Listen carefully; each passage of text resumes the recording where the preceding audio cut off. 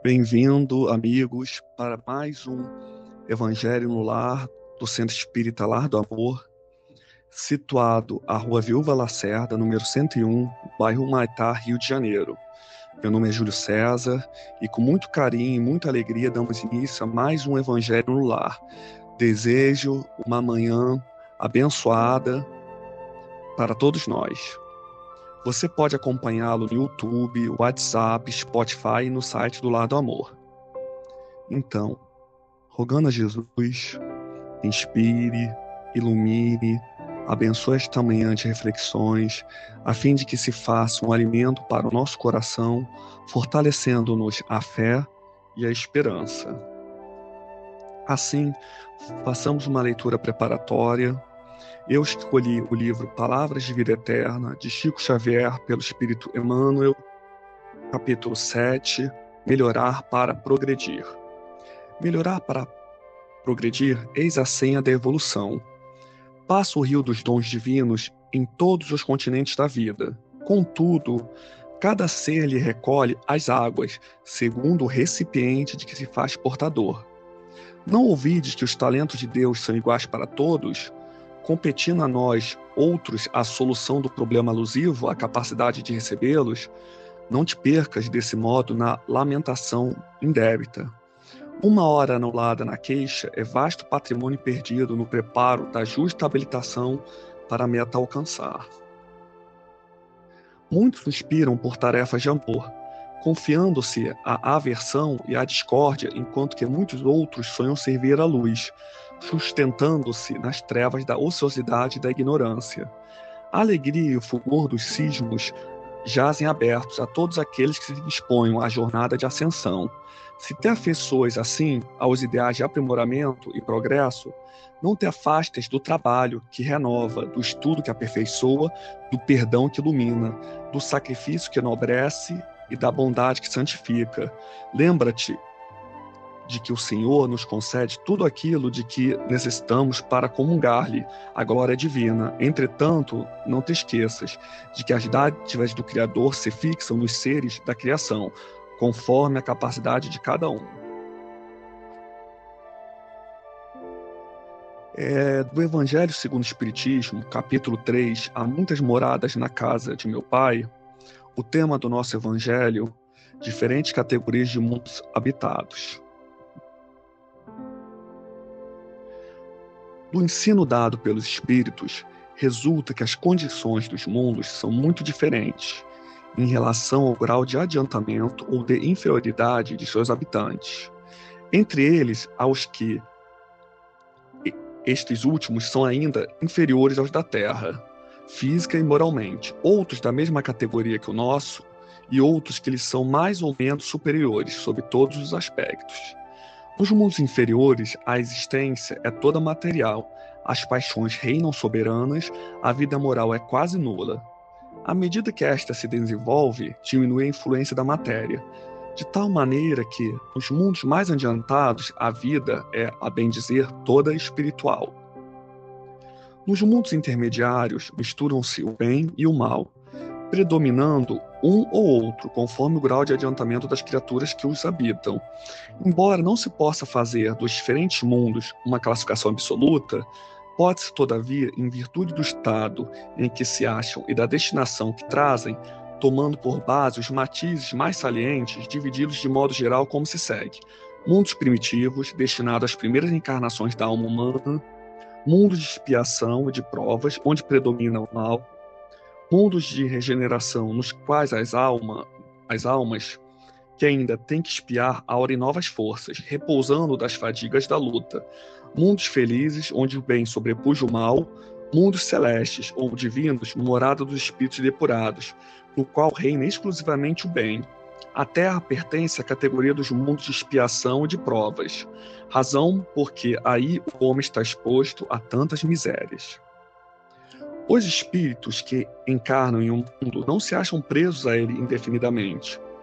Nem nele realizam todas as fases do progresso que lhes cumpre percorrer para atingir a perfeição. Quando em um mundo eles alcançarem o grau de adiantamento que esse mundo comporta, passam para outro mais adiantado, e assim por diante, até que cheguem ao estado de espíritos puros, São outras tantas estações, em cada uma das quais eles encontram elementos de progresso proporcionais ao seu adiantamento. Para os espíritos é uma recompensa passarem a um mundo de ordem mais elevada, como é um castigo prolongarem sua permanência em um mundo infeliz, ou serem relegados para outro, ainda mais desventurado do que aquele que são forçados a deixar, quando se obstinam no mal. Vamos conversar um pouco sobre o texto.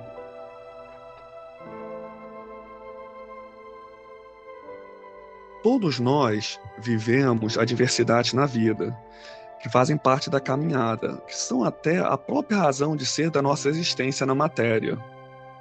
Estamos aqui para lidar com as nossas vicissitudes, para lidar com as dificuldades, com a efemeridade que o mundo material nos impõe, porque é nessa forja que se forma um espírito cada vez mais sublimado, iluminando e preparando para refletir a luz divina.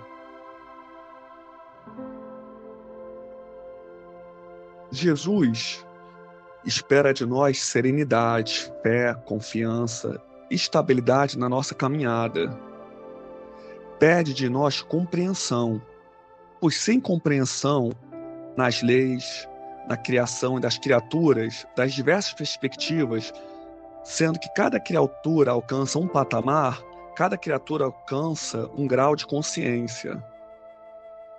Se eu não compreender que aqueles que ainda operam no mal são espíritos como nós, em processo de aprendizado, que um dia despertarão, não há como entender a vida, manter a fé e a esperança.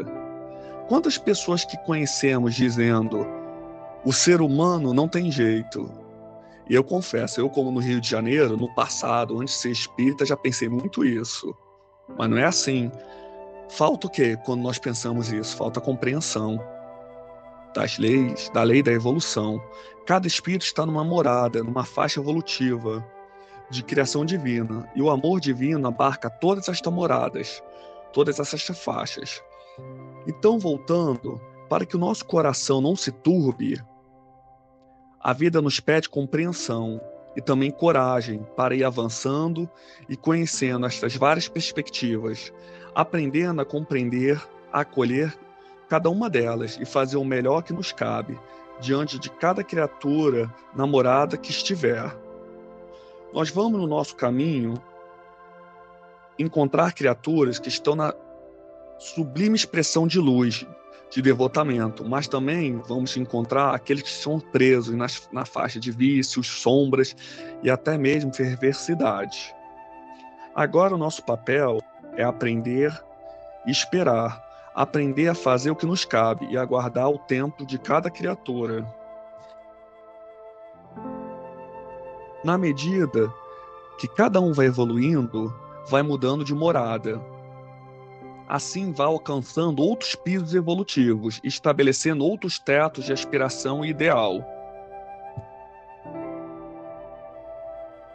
No livro O Mundo Maior, de Chico Xavier pelo espírito André Luiz, é trazido o conceito de casa mental.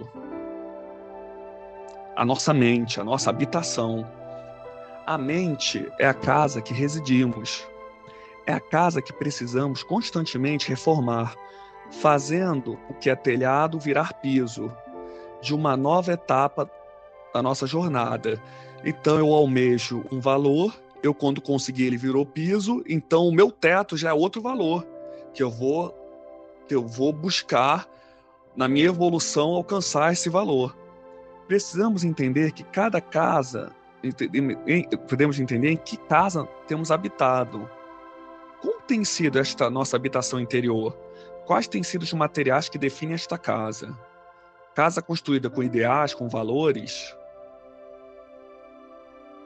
Pois é a matéria-prima da nossa habitação, mas é preciso buscar com o divino carpinteiro o material mais adequado para a edificação de nossa casa mental. E é através do Evangelho que buscamos recursos para estarmos sempre em reforma. Aí lá vem aquela sempre dita reforma íntima, que a gente precisa se manter sempre constante, para cada vez mais termos uma habitação propícia ao acolhimento. Pois a visita de Jesus não precisa ser, na verdade, uma visita. mas a perseverança definitiva de ter Jesus em nossa casa, não como hóspede, mas como morador.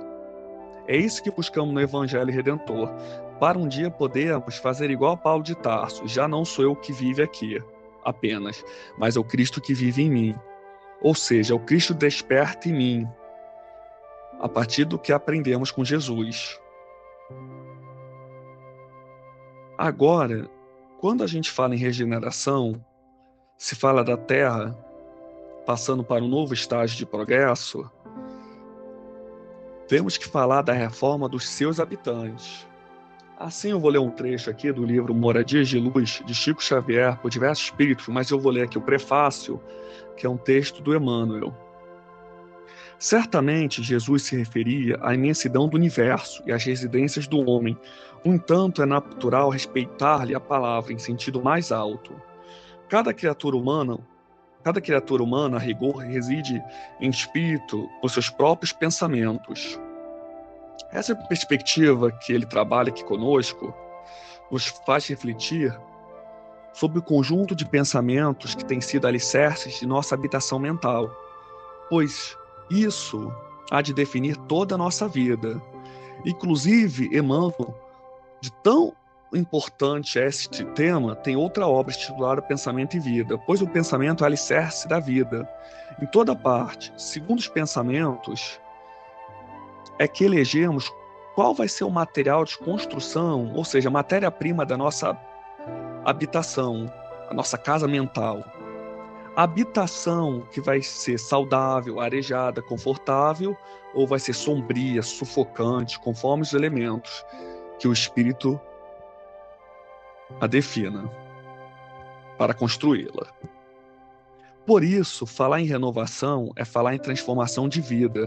Tem necessariamente que passar pela conversa em torno da renovação de pensamento, que, por sua vez, tem que estar intimamente associada aos sentimentos, ao coração da criatura. O sentimento é a base do pensamento, que define a vida. Então, sem trabalhar renovação de sentimentos, buscar novas moradas para o nosso coração, em vão estaremos buscando vida nova. Vida renovada, porque onde está, como Jesus diz, onde está o seu tesouro, estará o seu coração. Continuando aqui no livro Moradias de Luz. Sem dúvidas, encontramos amigos dos mais diversos matizes, em toda parte, desde os palácios e mansões aos barracos e choças, em que as criaturas partilham da riqueza e da penúria conhecidas no mundo. É razoável, porém, ponderar que os chamados ricos e pobres residem mentalmente no contexto das ideias que alimentam diante da vida.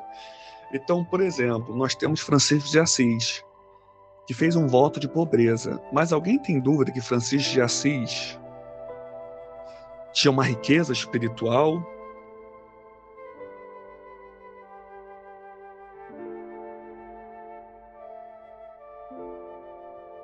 Então, meus amigos, é preciso nos reformar.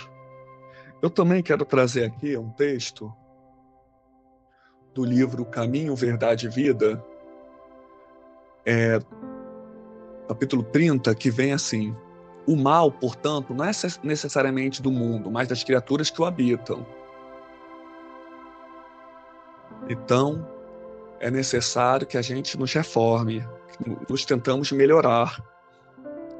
E como disse Jesus, e conhecerão a verdade, e a verdade os libertará. Então, terminando por aqui, eu peço à espiritualidade, ao Divino Carpinteiro, para todos nós, bênçãos de amor, de luz, de paz, saúde, harmonia, esperança, e que cada um de nós tente se melhorar, tente se evoluir, tente a cada dia tentar ser melhor, mas sabendo que, como espíritos imperfeitos que somos, iremos errar, mas que continuemos avançando. E lembrando, lá atrás, quando Emmanuel encontrou Chico Xavier naquela cachoeira, disciplina, disciplina, disciplina. Fique com Deus.